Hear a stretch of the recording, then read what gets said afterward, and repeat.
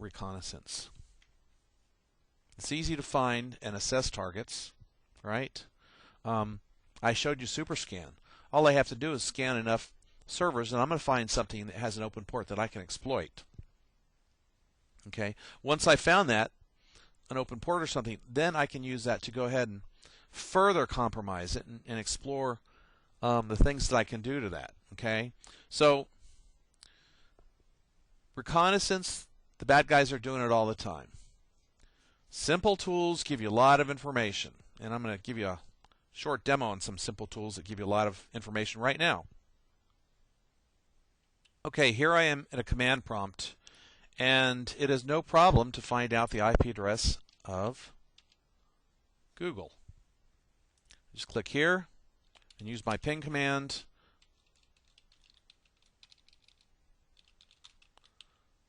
Google.com, and I've got its IP address. Now, that doesn't seem like much, but that's the first step in finding vulnerabilities. How do I get to Google? Well, traceroute is going to let me know a whole bunch of routers along the way, routers and machines and so forth.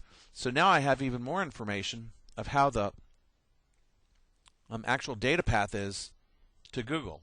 So these are just two really short examples, but there are lots of things built into your operating system that give you information about remote servers.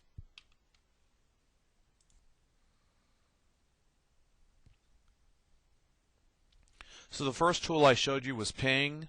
There are more options. Actually, if you just say ping dash question mark, it'll give you help and let you know everything you can do.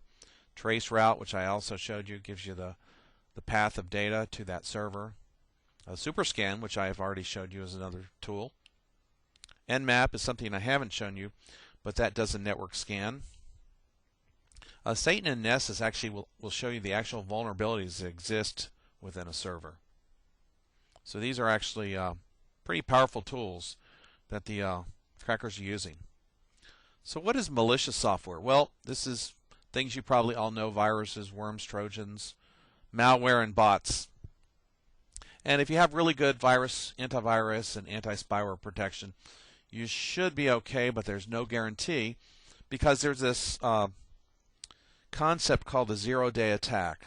When someone first creates a virus or a worm, it's the 0 day, and Norton or Symantec or McAfee, they have no clue what it is, so they're not going to catch it. There's another idea about defense in depth. Most servers can eventually be compromised regardless of anything. So these multiple layers of defense are going to cost attackers time, effort, and equipment.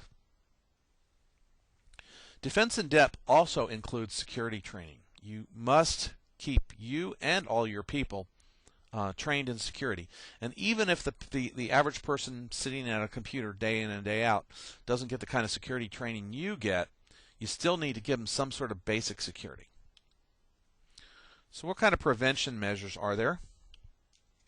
Well, the access control list that we've already talked about, which give certain people rights and access to some things, and other people don't get rights and access to that same thing. Do some vulnerability testing. I mean, we talked about the hackers using Nessus and Retina and so forth. You use it.